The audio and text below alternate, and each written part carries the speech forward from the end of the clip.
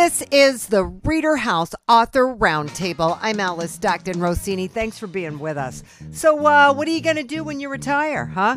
For Joseph Helensky, it was a matter of going back to where he began, in college, and finally taking the leap to write and publish his book, Distant Relatives. So you started writing 4 years ago, sort of? Well, really what I had intended to do out of college, which is going on many years ago, but I was a journalism major. I had intended to get into writing in college. Then post-college, life happens as it tends to do, and I moved into other sales and marketing areas, but the writing bug never left me.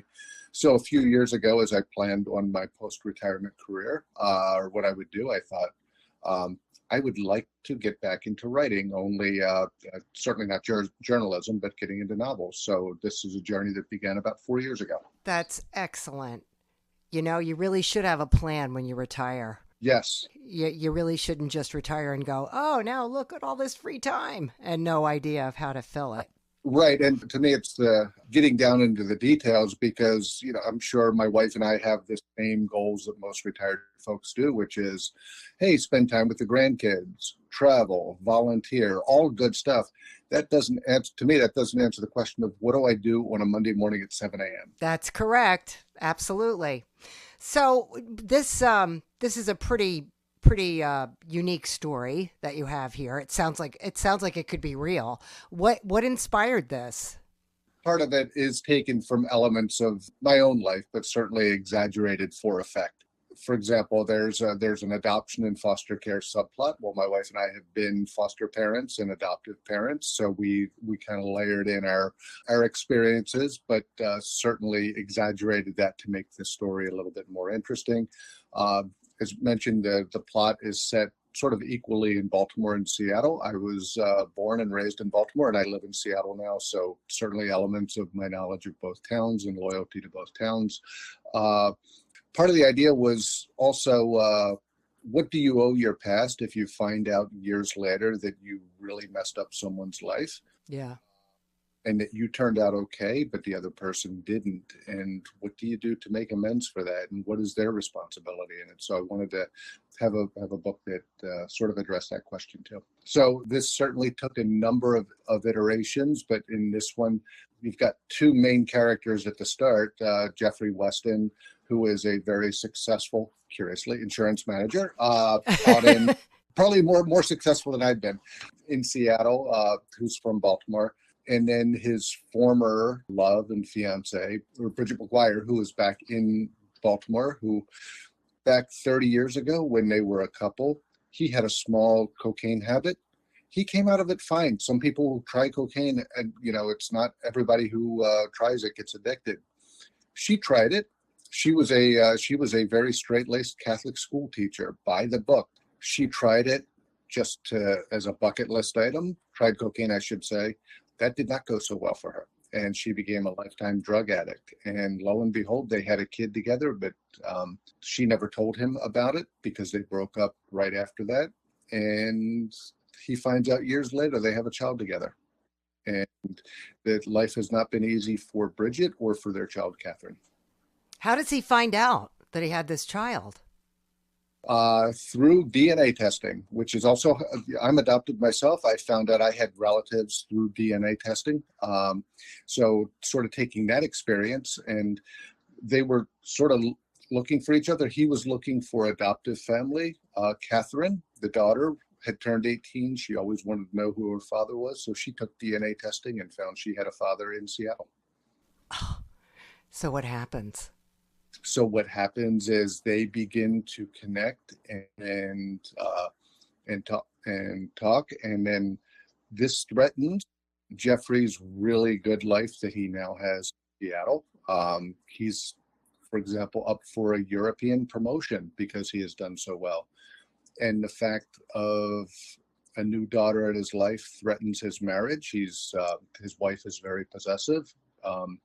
She is not happy about the situation, but he wants to pursue it because he has no other blood family. So he pursues that relationship, and it comes to mind. It allows for his current wife, Rebecca, to eventually have a redemption arc once she accepts Catherine, And once she accepts her role in a separate failed foster placement that they had years earlier, that ultimately resulted in the death of the foster child through Rebecca's inaction.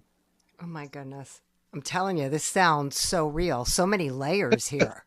Do you wrap up this story in one book? Yes, it is. It is one book. It is very self-contained. Thankfully, yeah, except for one character who ultimately she meets a very bad end. But for everybody else, they do have their own redemption arc, and they come to terms with their past and where they all move forward in the future. There's so many levels that you could talk about this. Are you promoting it on a grassroots level? It's very grassroots. Certainly, one of the discoveries I found as a writer, particularly essentially an assisted self-publishing writer, is that you have to do all that work yourself. So a lot of it is trying to go to libraries and local bookstores, but it really is on a more local level. If, for example, I'm making cities up here, if I probably don't have the capacity or bandwidth to go talking to bookstores and libraries in Minneapolis and Oklahoma City and other places that maybe a publisher would normally help. So it's really very neighborhood based, but we're also doing very grassroots things such as forums on YouTube and Instagram and Facebook and those type of situations to really get the word out and help people discover not only this book, but hey, anybody can become a writer if they set their mind to it. Yeah. What advice would you give to an aspiring writer? Oh, keep at it. Keep at it. As the saying about eating an elephant is, just do it one bite at a time. Just start writing. And one of the best other piece of advice I've heard from people is the best way to become a writer is to read a lot. Because once you start reading and you become familiar with different type of genres and beats and plot lines and how stories take effect, that'll give you sort of your own template for your own story. But don't give up. Just do it, and do it every single day, even if it's 20 minutes a day. Just do it every day. I feel confident that you're not giving up, and there's more books in your future. There are. In fact, as you call, I'm working on, I'm almost done the rough draft of my next book, which is a totally different book set in a prison camp in Greenland, of all places. Oh, what experience do you have with that? Thankfully, none. Thankfully, none. The title of that, to give you a preview, it's called New Australia. So if you think about, was it 200 years ago or whenever it was when Australia was a prison camp, this book is set in the near future, where the United States has acquired Greenland, which news a few years ago said that we actually tried to do that, and then turns it into a prison camp in order to get free labor to extract oil, because it's discovered with global warming and the ice melts that Greenland has a greater supply of oil than Saudi Arabia. Ooh, that sounds good. Sounds good. You got to keep publishing? I am. I've got several books in me. I'm a few years out from actual retirement from my day job, but I'd love to have, 3 or 4 books published at that point by the time I hit retirement, and then get into a more frequent mode, because I certainly enjoy the process and like the idea of trying to find a readership and be able to write stories that they like. Great. Well, thank you so much. Great. Thank you, Alice. Joseph Helensky, distant relative. In East Central Alabama, Bruce Canoles is what we call a clipper. One of those writers who's inspired by the headlines. So he's always clipping stories that he finds interesting and putting them in files. Well, he is back now with his second book, Megiddo's Shadows. You published Dogs of Summer, right? Back in 2014. So it's been a while for this second book, hasn't it? There for a while, I was pretty actively promoting the book, did a lot of book signings, was seeking out opportunities to talk about the book and make presentations. And but I tell a little story there. Long before there was even computers and a lot of online news, I would come across things in like magazines and newspapers, and you'd read it and you'd think, Oh, good gracious. You can't make stuff like that up. Somebody should write a book. Somebody should make a movie about that. So for years, I just clipped things and put them in folders because the type of fiction I guess I always wanted to write was sort of like, you're probably familiar with Dick Wolf, the screenwriter for the Oh, Law and Order yes. episode. Yeah. I love that kind of rip from the headlines type of fiction. Yeah. You'd watch some of those episodes and just think, I think I read something like that in a news release about 2 months ago. Well, I've always, It's like, wow, that sounds familiar. yes, Yeah. yes. Well, I don't know. I've done that for decades. But about 10 years ago, I just decided I wanted to put that Dogs of Summer together. And the inspiration for Megiddo Shadow was during the Merrill Lynch years, I was back and forth to New York quite a bit. And, sometimes out of boredom, you grab those little magazines they stick on the back of the seat in front of you. And I read this story about a Massachusetts congressman that was the first Roman Catholic priest ever elected to Congress. And it just kind of intrigued me, so I stuck that away. But that one always stuck in my mind. I thought that shit has all kind of possibilities. Mm-hmm. So that was kind of the possible. That was kind of one of the main thrusts in the Megiddo Shadow story. And other little bits and pieces that I found that just, fascinated me. So some of that was being collected for a long time before I ever even really started writing on it. I actually had the first draft of that put together even before I published Dogs of Summer. So before 2014, you had this idea kind of isolated? Yes, but then the 2000 election, presidential election, Gore and Bush, that was kind of intriguing too, how that all played out. So that kind of came into it. But there was a small publishing house in New York called Brundage Publishing. Okay.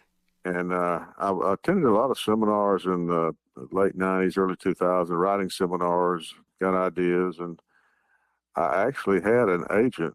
One of the seminars I had at the University of Georgia gave me an opportunity to bring the first chapter of Megiddo Shadow story.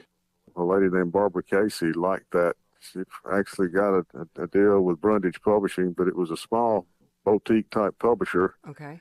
And right after they got the flap fixed and the pictures and all that, one of the major principals died suddenly. Got to be such a mess. The son didn't want to go through with some of the projects they had agreed to.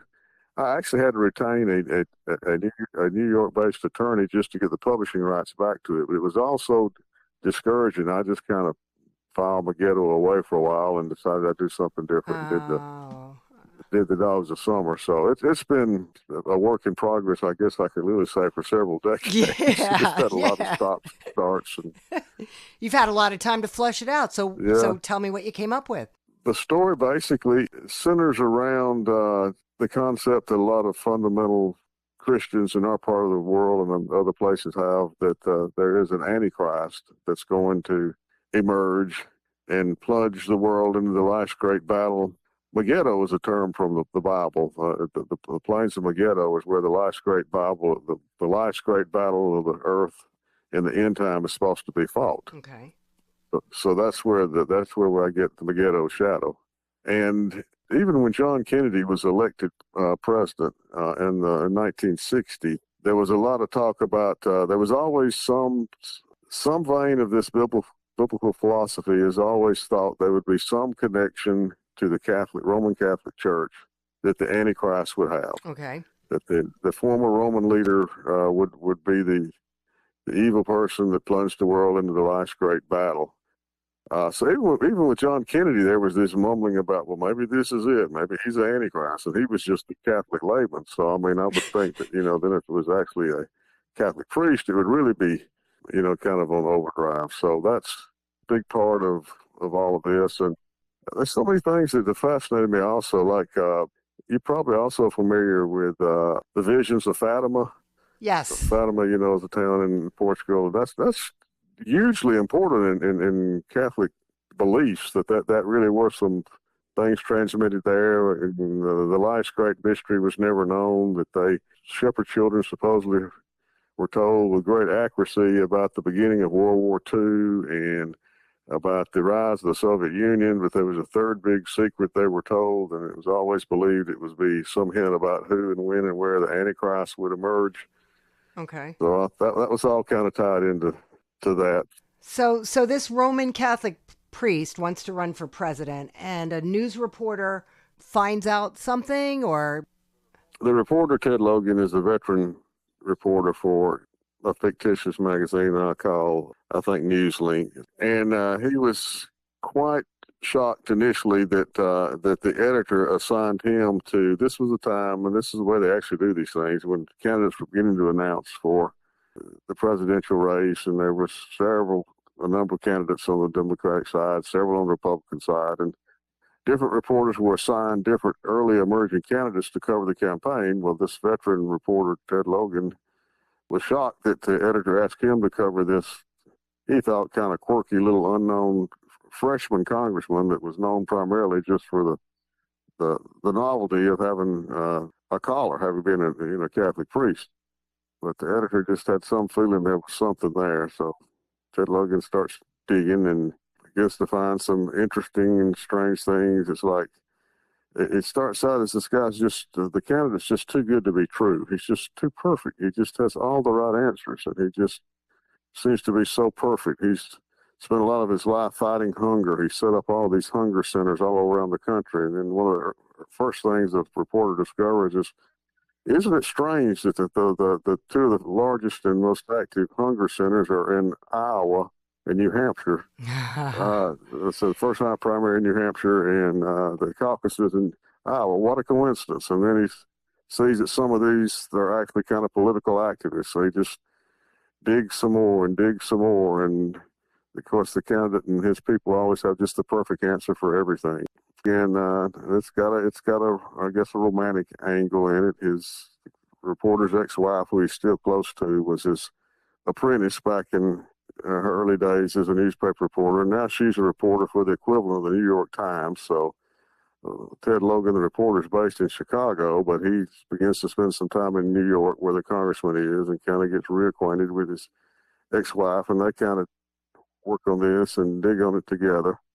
So it's got a little bit of political junkie appeal in it about, how the primaries work and how the polls are going. And something else that intrigued me too, if there's going to be a great battle, and that is, and this is still happening. I mean, this was 20 years ago, but I did a lot of research on this new wave of laser-based weapons. yes. Even in recent times, in Ukraine and Russia, there's a lot of talk about that. The U.S. is developing this, but I bring in this young scientist in Huntsville, Alabama. He's developed some of these nuclear weapons, and is kind of the bright child. I've also always been very intrigued with the part that the nation of Israel is supposed to play in this end time scenario. There again, a lot of these people that write about all this, they believe that one of the things that indicates the ticking clock is when the nation of Israel gets to be a generation old. So you go from him launching a bid for president that leaps into looking into the world of the power brokers involved in politics, and then apocalyptic speculation, primarily on the fact that the guy is a priest. Yes, he ultimately gets elected president. And I use some of the things that happened in the Gore-Bush recount and all that, because it was a close, call. And yes. Okay, so this is a sexy apocalyptic thriller. Does the priest turn out to be not so holy? Well, not really. The sexuality has nothing to do with the priest. It's really, about the relationship between the reporter and his bisexual or ex-wife. Oh. And by the way, I was kind of concerned about that a little bit, because I always had this marketing angle in the back of my mind, I guess, because I was in financial services and supervised salespeople. So I wanted to write something that was intriguing, but I wanted to write something that had broad appeal. And 20 years ago, I thought, well, talking about this bisexual woman and all that involves, that might not appeal to a lot of people. But then all of a sudden, what was it, about 10 years ago, when Shades of Grey came out, and it sold like millions and millions and millions of copies. And I'm like, well, I guess it doesn't matter. Yep. So it's I tried to write it in a more subtle, suggestive way, not just, blatantly sexual, but there's some of that in there as part of the relationship. What do you want your readers to walk away with? Well, I want them to be intrigued and entertained, because some people will believe some of these biblical philosophies and some won't. Some will grasp these new weapon systems and some won't. If you believe a lot of the biblical philosophies and you've studied them, it very well could play out exactly like I've written it. If you're skeptical about that, you should at least be entertained by something that moves along in kind of an intriguing way and is sexy in some ways and is ripped from the headlines in some ways. All right, fair enough. And you're going to keep writing, right? Oh yes. I'm definitely going to keep writing. I got another one in the works. So if it weren't for the inconvenience of having to make a living in my real work as a landlord, I'd probably write every day. But I know that's my goal, is to get to that point. You probably hear that from a lot of part-time. Life always gets in the way of what we really want to do. Yeah. Well, thank you so much. Okay, thanks for your time. Bruce Canoles, Megiddo's Shadow. Richard Modeste talks about a new approach to dating that gets parents into the game. Yes, you heard right. Parents. In his book, The Dating Game Uncensored. So where did your writing journey begin? When I was, I'll say like 8, 9, 10 years old, my English teacher at the time, he used to encourage me to write short stories. Oh. And it used to be like something like spontaneous, like impromptu on the spur of the moment. And I did a lot of reading from since I could read.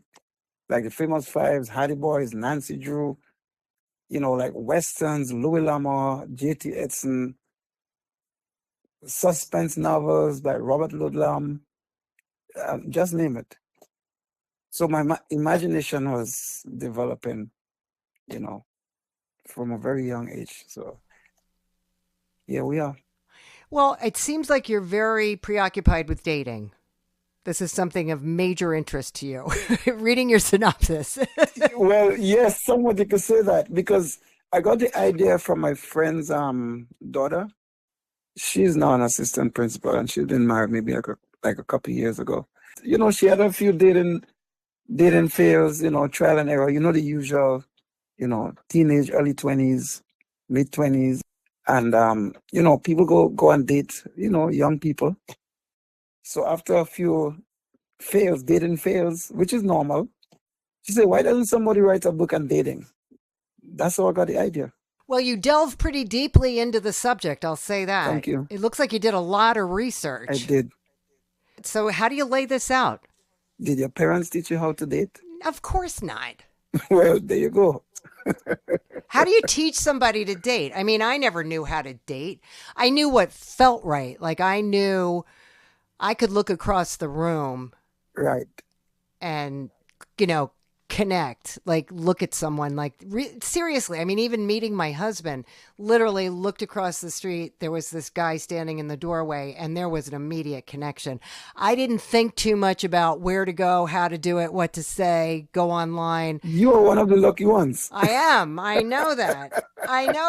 I just think you overthink sometimes. Yes. About the whole thing.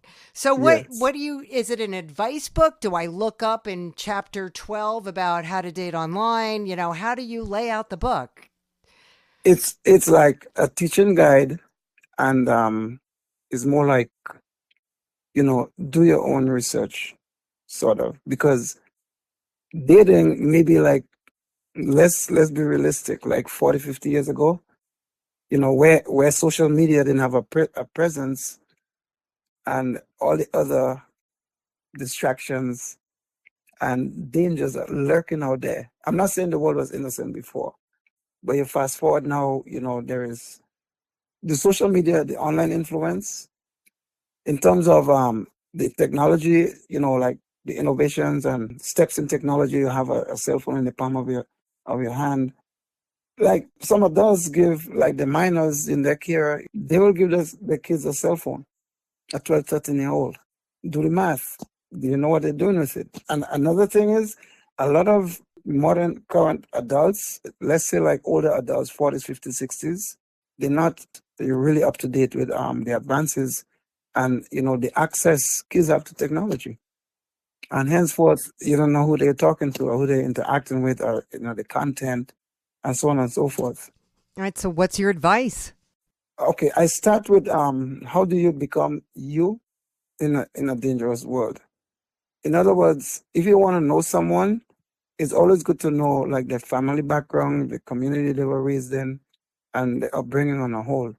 I'm saying like as a young adult, or as let's say like a teenager, 15, 16, 17, 18, they're just starting to sort of discover themselves. But where do you start from getting to know someone? Now, okay, it's different if let's say like in let's say like middle school to high school, or even before that, kids will evolve will connect naturally. Like you put a group of 3, 4, 5 year olds in a room, they're gonna get along. Okay. You graduate high school 17, 18, and then you go to college. You meet a lot of new people. Okay, now that's fine because usually you'll find college kids, they will bond likewise, like especially if they're pursuing the same subjects in school. But then you get into the world of work or you get into society at large as a young adult, right? So if you didn't have certain upbringing and certain teaching or certain awareness in terms of how to interact with people and how to read people or analyze situations, then all bets are off. Now you're like you're treading into the unknown in terms of how people evolve and their backgrounds. It sounds like you're asking people to do a lot of work before they go on that first date. Right? You're asking people to basically do research, and it's not like that. It's kind of, I don't think people even think that far. They don't. And you're saying that they should because, as you mentioned in your synopsis, is this guy or girl out for a one night stand? Are they interested in something meaningful? I mean, you can't tell that online. You really can't. Not the kids. The kids won't do it. The kids won't do it. But my main target groups are parents, adults. That's my main target group. Because kids are just going to jump. You can't tell a kid don't eat candy. Once you turn your back, their hand going to be in the candy jar. For anyone whose parents didn't teach them how to date, it's for them. So like if you have kids or, like your teacher, I think it should be part of the school's curriculum. But you see, it's more about awareness. It's not so much about research. Because there are no guarantees. It's more about awareness. It's like you're becoming more aware, like they have predators on the internet. I'm not saying, trying to, put fear in anyone, but just awareness. And to increase better communication between, juveniles or between kids and adults or, kids and parents, as the case may be. So it's more about awareness. For instance, if you have a 10, 11, 12-year-old kid, at what time is it appropriate for you to like discuss those subjects with them? Like dating, for instance, or like, internet predators, for instance, and all the other ills out there. It's just to develop awareness and to increase communication between kids and adults. It was never meant for, you have to really do all this research and stuff like that. Nah, that's not realistic. But what if you're just not aware? Then how many trial and errors you're going to have? How many people are going to be lucky and fortunate as you like to pick the right one or not get into a bad situation? There's no guarantees.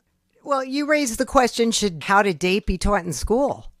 Maybe as an interactive subject, not something like you have to, do like math or English where, you have to get a grade or so on.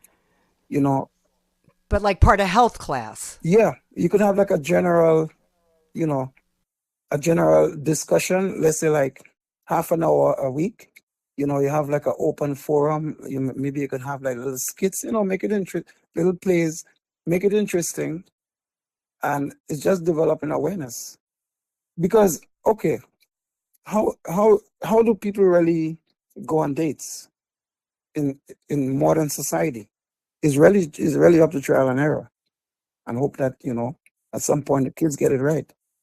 I wonder if someday that'll become old fashioned to go online to find a date. And maybe kids will just, or people in general will say, I like to hike. I'm going to join a hiking club. I like to ski. I'll join a skiing club. Right. I mentioned that in my book also, like joining a fraternity, like, people that share similar interests with you, you join like a group or a club or as the case may be. Yeah, I include that also. Yeah, find a like-minded person that way. Yes.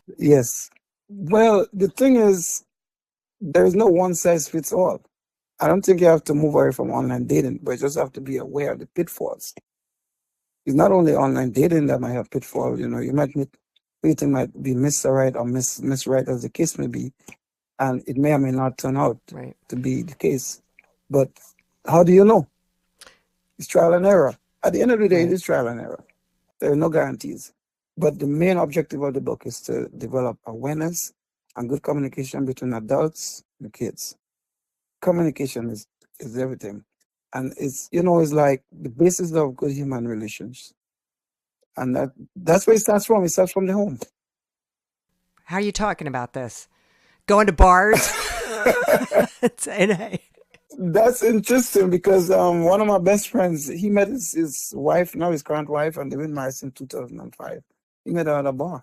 Then again is, you know, the Lower East Side, Manhattan, you know, a lot of young single people frequent those areas. So you have to know, you just have to know. But I mean, really, you're not trying to tell people how to date. You want this to begin at home. It has to.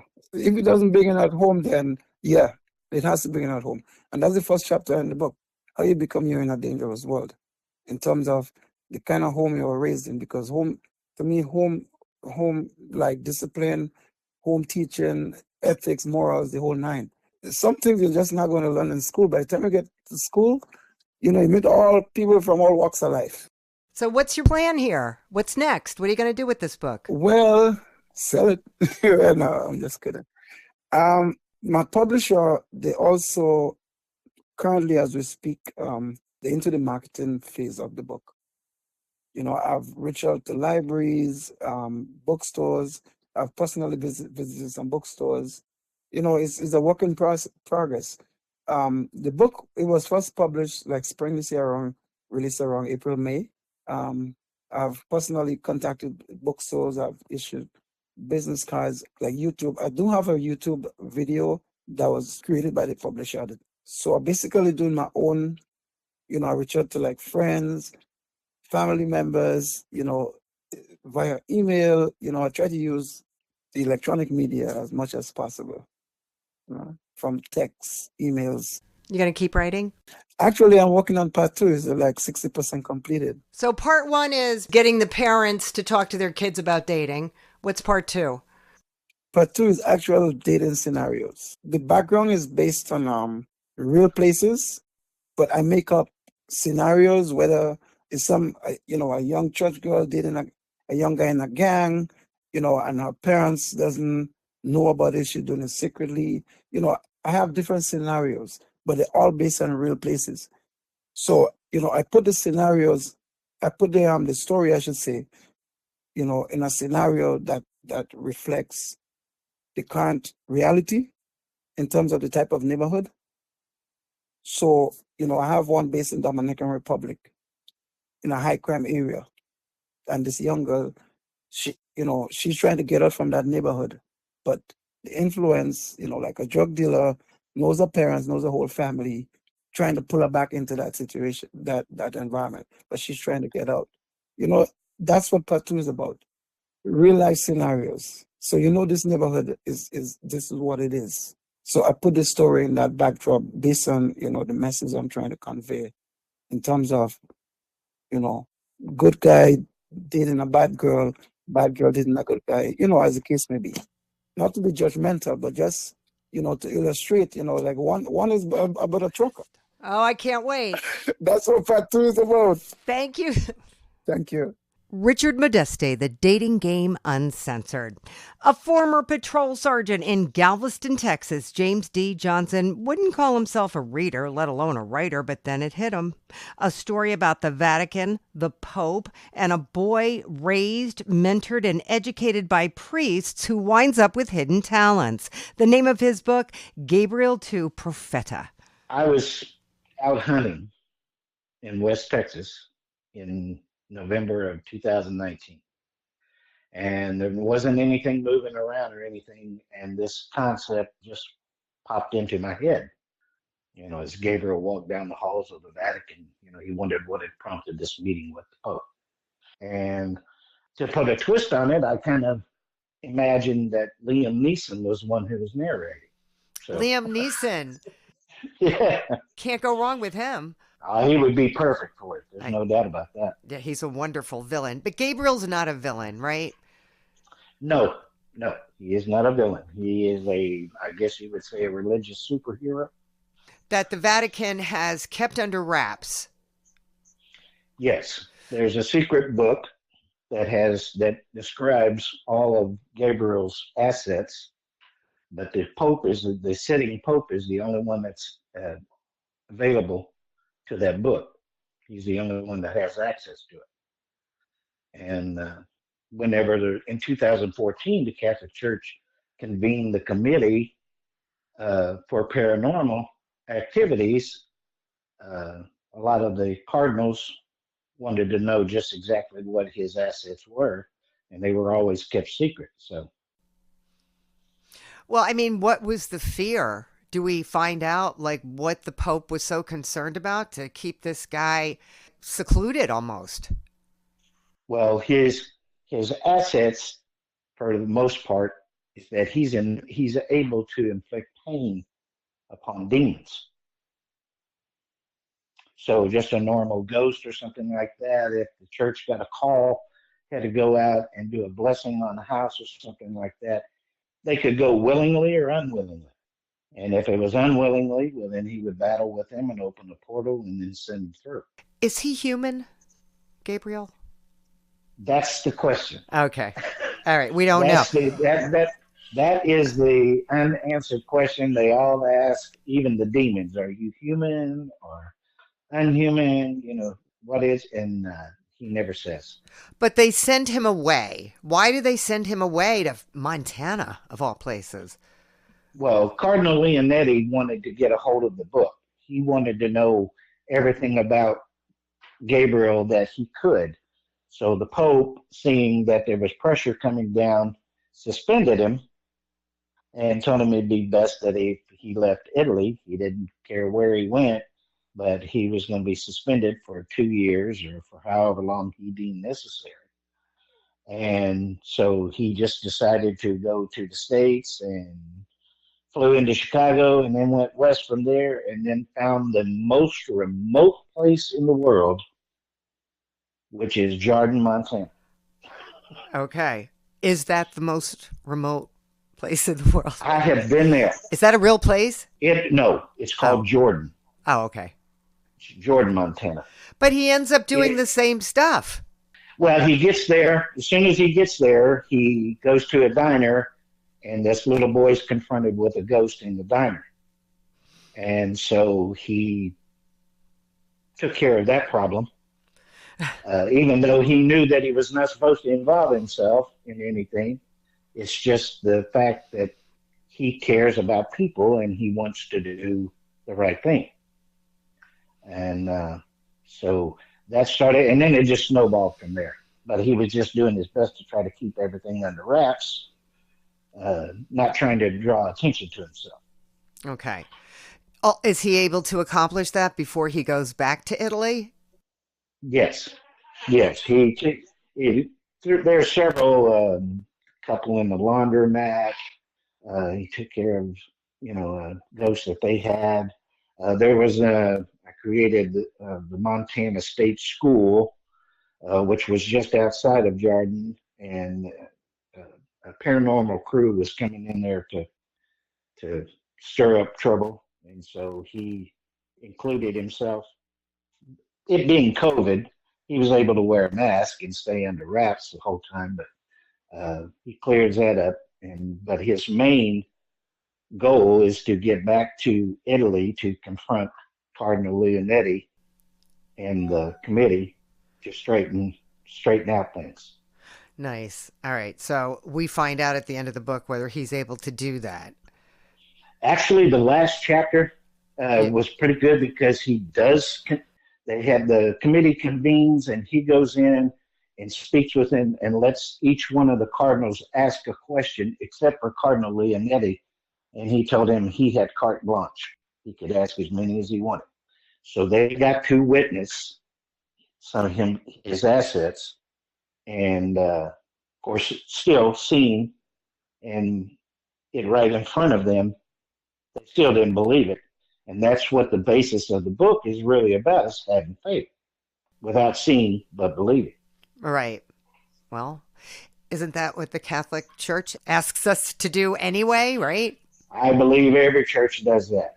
Yeah. It just, the city that I worked in as a police officer was a large Catholic community, and I've always been curious as to their religion. So a lot of this study and, I had to do a lot of studying. One of the ladies that I know there in town read the book, and she said, well, when it first started out, it was looking kind of bad on the Catholic Church.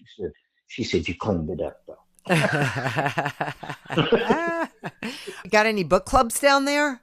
I would think a book club would love this book. I've spoken with actually, it was a lady in the doctor's office. She said they had a book club. So, I definitely, most of my friends, want me to tell them about the book versus them reading it, Right. Oh, tell me about your book. Well, even my former chief, he said, I don't read books. He said, but when I started reading it, he said, I couldn't put it down. That's good. That's good. So, That's yeah. high praise. Yeah. Now, does this book, it ends here? I am working on Gabriel Il Professor 2. Oh, I'm okay. about 63,000 words into it. I'm having fun with it because now I know what I'm doing. Great. I'm not an expert, don't get me wrong. I've only read, this is the only book that I have ever written. But this one I'm having fun with, yes, because he gets to expand his assets into helping more people and stuff like that. So. Great. All right. So we're going to hear from you again. Oh, yes, ma'am. All right. One lady that read the book asked me, she said, when you're writing the book, do you get emotional? And I said, it's funny that you should say that because, sometimes you do. Yeah. So sometimes whatever you're putting down on the screen, comes to hit home, something personal. So. Well, thanks for sharing. It was my pleasure. James D. Johnson, Gabriel II, Profeta.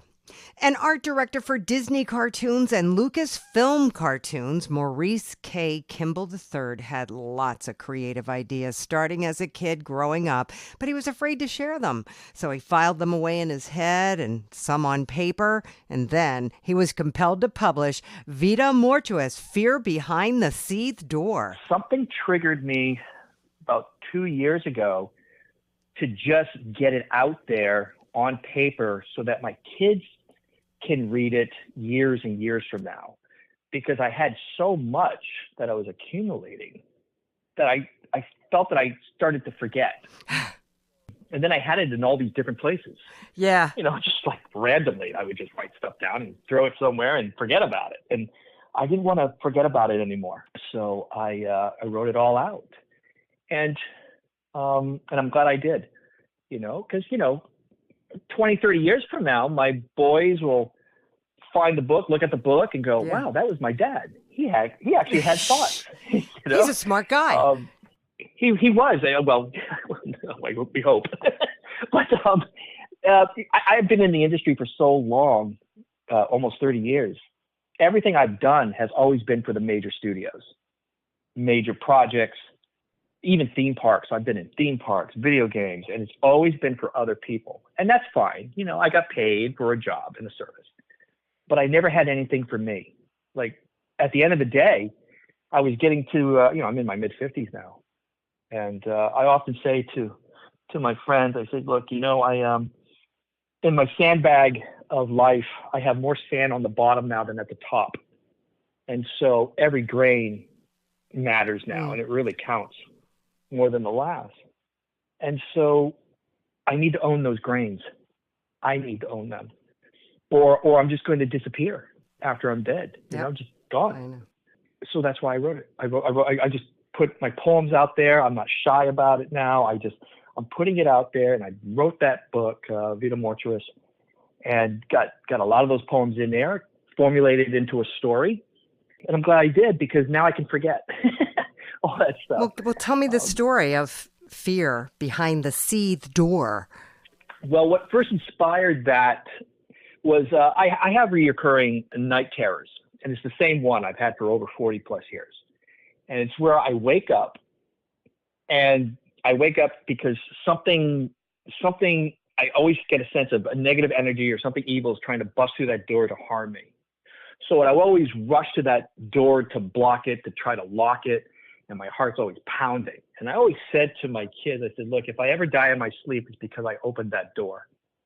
So I confronted that fear, but by writing this book. Here's the thing, I would always wake up afterwards. So I woke up twice. And it gets to the point in my life where I don't necessarily know if I'm awake or I'm asleep. In a lot of cases, I always feel like I'm in some sort of a dreamland, just waiting to see what is reality.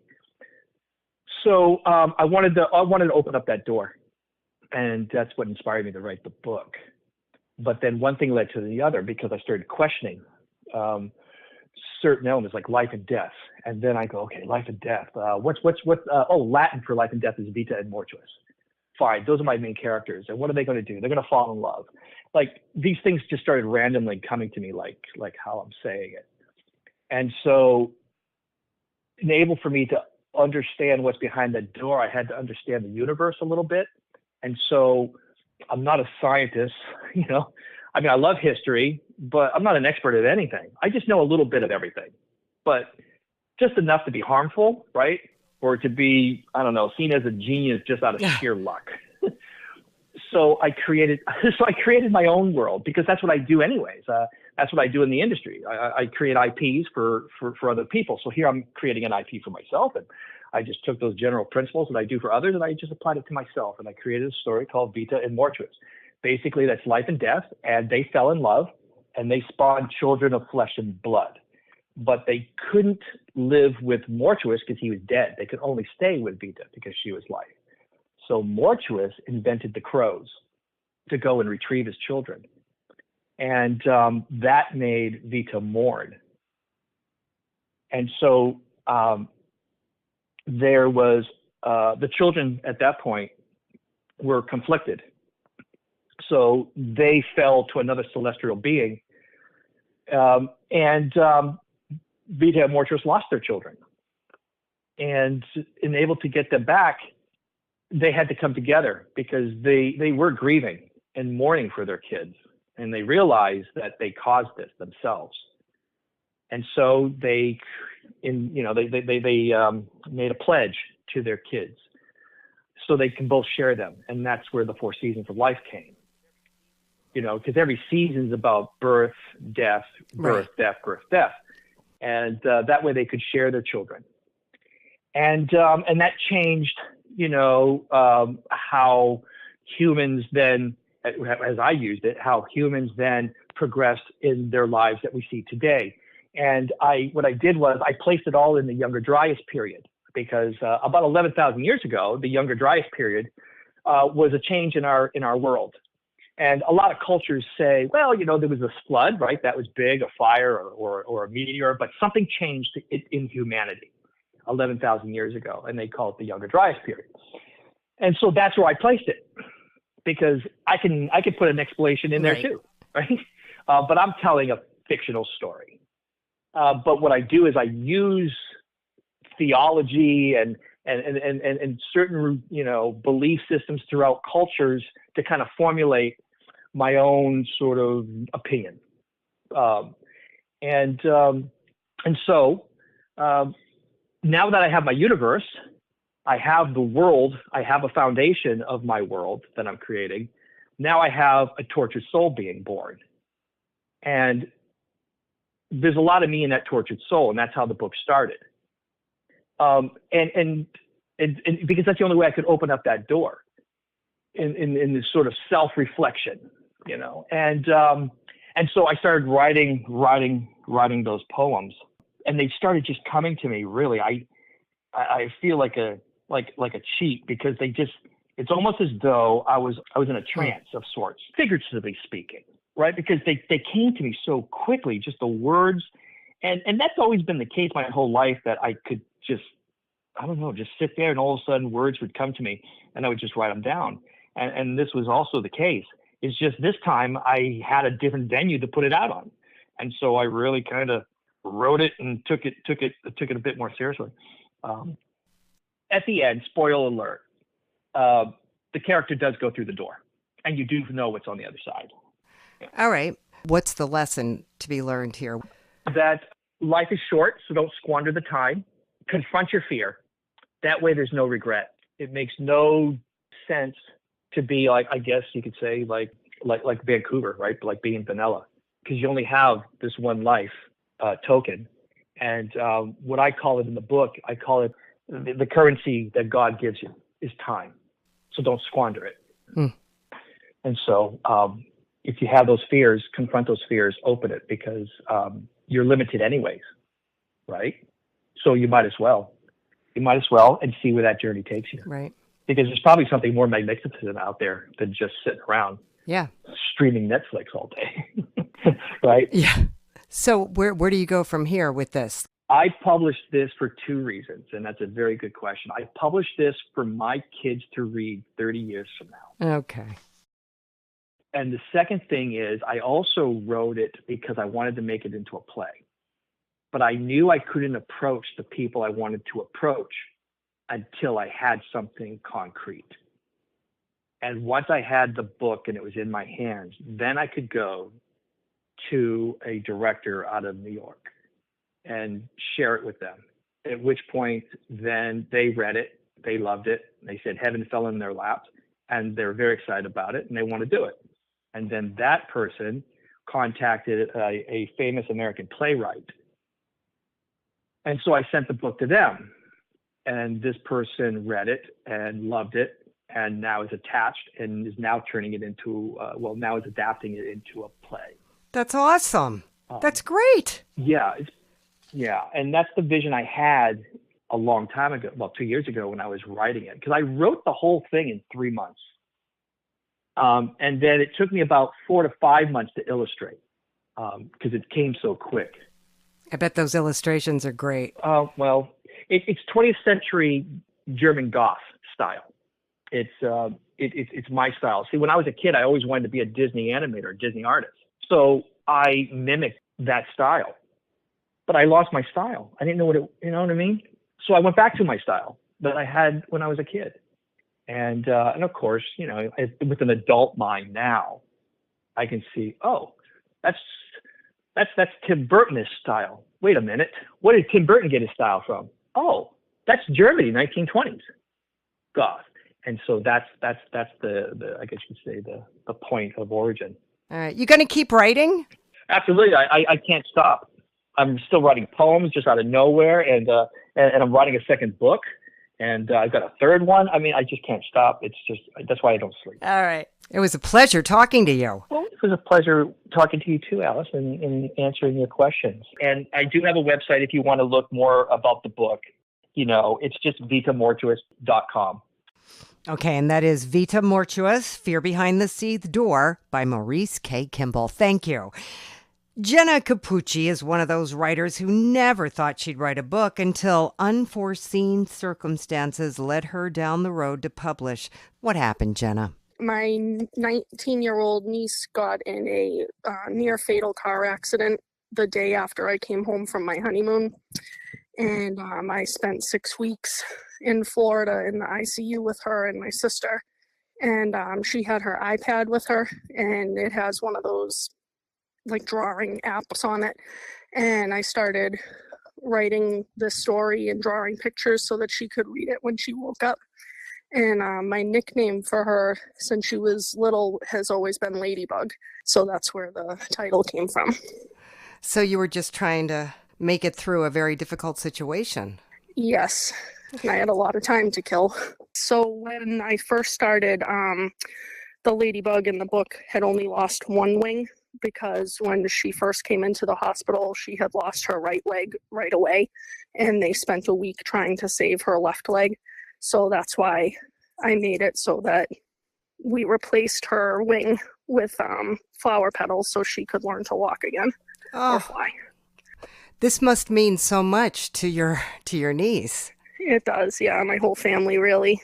When I first wrote it, I had several people who were like, you have to publish this. You have to get this out there. So that's what I did. How do you lay out the story?